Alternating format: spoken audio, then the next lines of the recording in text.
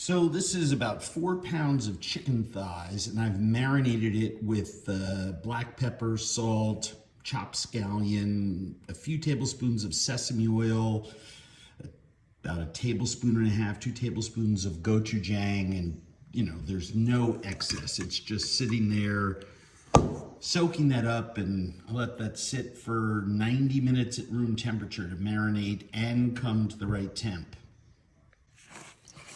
And this mixture right here is a ratio of 1 to 1 to 2. It's 1 part potato starch.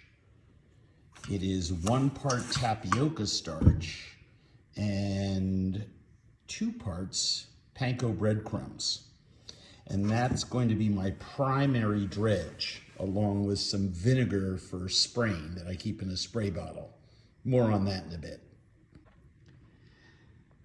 Solid ingredients for my glazing sauce. Minced shallots, about a half cup, about 1/8 of a cup, 6 to 8 cloves of garlic passed through a microplane, a tablespoon of really hot chilies. Those are actually ones I brought back from Senegal.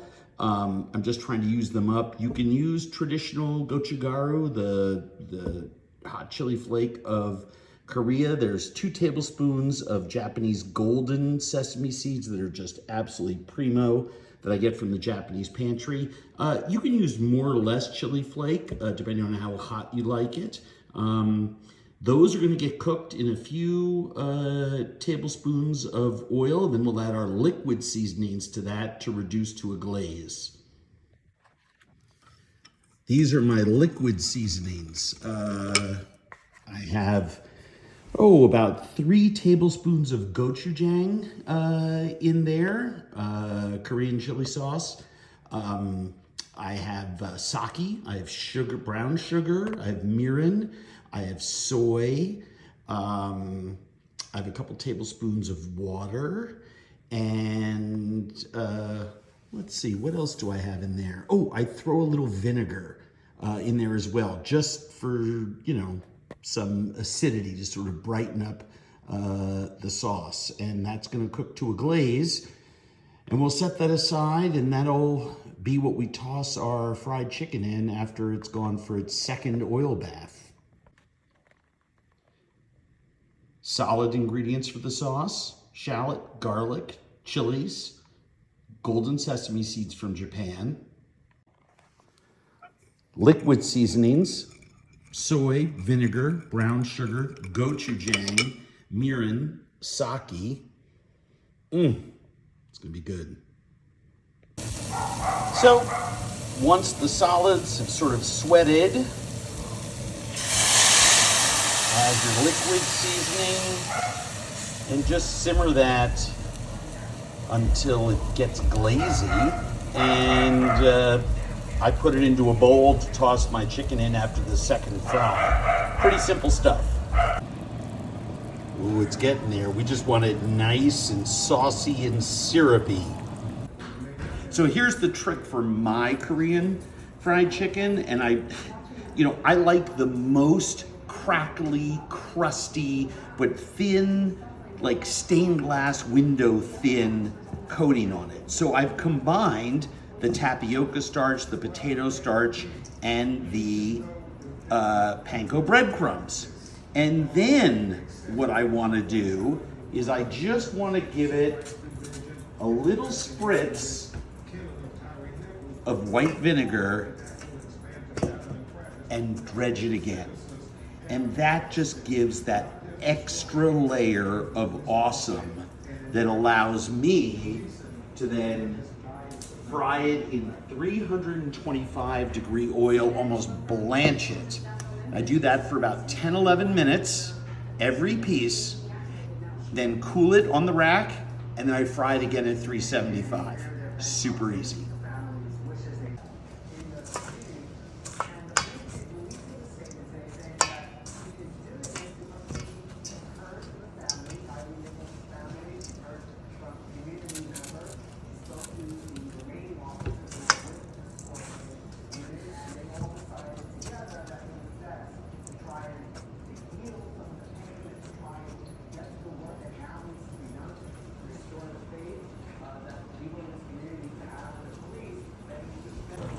And so I'll, blanch these in 325 degree oil for 10 to 12 minutes, depending on the size of the thighs. Cool them on a rack, and then cook them at 375 to get them brown and crispy. I mean, shatteringly crispy.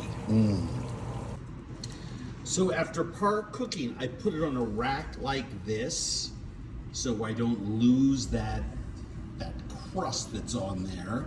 And I crank that baby up. If you're doing more than a couple of pounds, I like to strain some of those breadcrumbs out so they don't add a burnt flavor to the oil. But I'm gonna put it up to about 400 degrees, because when the room temperature chicken goes back in there, it's gonna drop the temperature a bit. 2, 3, 4 minutes, it's gonna be crispy, crispy brown. And I've transferred my sauce into this bowl, and I'm just gonna toss the fried chicken in that sauce. And that's game time. And you can see the difference in the oil, right?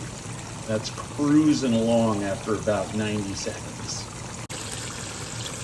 So after, 5, 6 minutes, that is what emerges. And I'm just gonna load these up into this bowl with that sauce and give them a toss. I mean, that is the fried chicken, crispy, crunchy, brittle, stained glass skin of your dreams.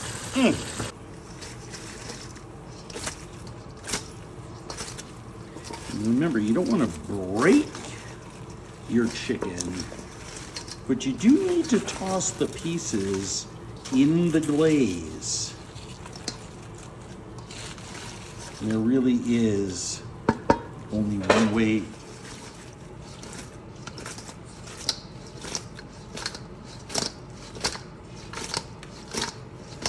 to do that.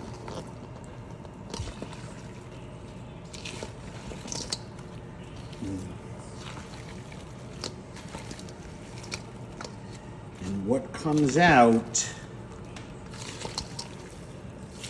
of there, and this is one reason I use boneless thighs. It's one reason why so many places insist on only using bone in. But that,